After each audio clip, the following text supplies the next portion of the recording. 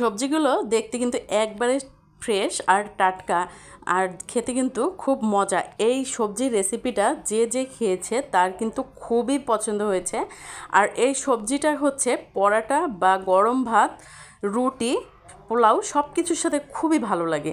ভিডিওটি না টেনে সম্পূর্ণ দেখার অনুরোধ রইল। আর ভিডিওটি যদি ভালো লেগে থাকে অবশ্যই আমার চ্যানেলটি সাবস্ক্রাইব করে পাশেই থাকবেন। এখানে আমি পরিমাণ মতো তেল দিয়েছি, আর 3 থেকে 4টা দেশি পেঁয়াজ কুচি করে দিয়েছি, আর 5 থেকে 6 কোয়া রসুন সেটাও কুচি করে দিয়েছি। এই সবজিগুলো কিন্তু আপনারা শীতকালে ফ্রোজেন করে রেখে দিতে পারেন, আর এই সবজিগুলো কিন্তু 12 মাসও খেতে পারবেন ফ্রোজেন করে, সংরক্ষণ করে, খুবই ভালো লাগে খেতে। আর এই সবজিটা যদি আপনারা রাত্রে ভেজে রাখেন তাহলে কিন্তু সকালবেলা খুব সুন্দর পরোটা বা রুটির সাথে সার্ভ করা যায়। তো যখন পেঁয়াজ আর রসুনটার পানিটা শুকিয়ে গেছে আর ব্রাউন কালার হালকা হয়ে আসছে, তার মধ্যে কিন্তু আমি এখানে পর্যাপ্ত পরিমাণে মরিচ দিয়েছি। সবজিতে একটু ঝাল যদি না হয় তাহলে কিন্তু ভালো লাগে না খেতে। তো এই মরিচটাও কিন্তু হালকা একটু করে ভেজে নিচ্ছি। এরকমের সবজি আপনারা যাকে খাওয়াবেন তারা কিন্তু খুবই প্রশংসা করবে, খুবই পছন্দ করে। এখন এই মরিচটা যখন একটু ডিপ কালার হয়ে আসবে তার মধ্যে কিন্তু আমরা এখন এই সবজিগুলো দিয়ে দিব। এখানে আছে হচ্ছে গাজর, শিম, বরবটি, মটরশুঁটি, তারপরে হচ্ছে মূলা, এগুলো হচ্ছে সবই একসাথে কুচি করে একটু ভাপে দিয়ে তারপরে হচ্ছে ফ্রোজেন করে রেখে 12 মাস হচ্ছে আপনারা এরকমের একটা ভাজি করে খেতে পারবেন। একটু ভাপে দিলে হয় কি, মানে পাঞ্চে পাঞ্চে একটা ভাব থাকে যে ফ্রিজের মধ্যে রাখলে সেরকমের কিছুই থাকে না, আর এরকম একবারে সতেজ টাটকা সবজির মতোই একটা ফ্লেভার আসে। তো আপনারা এভাবে ভেজে নেবেন, খুব ভালো লাগে খেতে।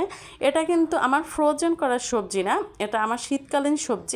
তো আপনাদের সাথে সেটাই শেয়ার করছি। আর এখানে সবজিটা দেওয়ার পরে একটু নেড়েচেড়ে অল্প একটু একবারে হাফ চামচের মতো একটু হলুদের গুঁড়ো দিয়ে দিচ্ছি, আর দিয়ে দিচ্ছি হচ্ছে পরিমাণ মতো লবণ।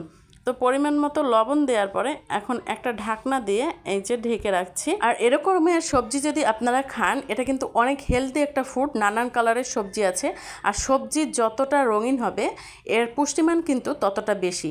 তো ঢাকনা দেওয়ার কারণে কিন্তু এই যে পানি বের হয়ে আসছে, এখন একটু চারপাশে ছড়িয়ে দিলাম যাতে পানিটা শুকিয়ে যায়। পানিটা সহ যদি আমরা আবার ঢাকনা দিয়ে রাখতাম তাহলে কিন্তু সবজিটা ঝরঝরে থাকতো না, একবারে মানে নরম হয়ে যেত।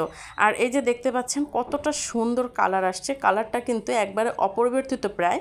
তো এভাবে আপনারা ভাজি করবেন, সব কিছুর সাথে আপনারা খেতে পারবেন। আর এটা অনেক পুষ্টিসম্মত একটা খাবার, বাচ্চাদের টিফিনে, স্কুলের রুটির সাথে আপনারা দিয়ে দিতে পারেন। এই সবজিটা দিয়ে কিন্তু ভেজিটেবলস রোলও তৈরি করা যায়, এতটা মজার এই সবজি রেসিপি। তো আপনারা বাসায় অবশ্যই ট্রাই করবেন। আর আমার ভিডিওটি ভালো লেগে থাকলে অবশ্যই আমার চ্যানেলটি সাবস্ক্রাইব করে পাশে থাকবেন।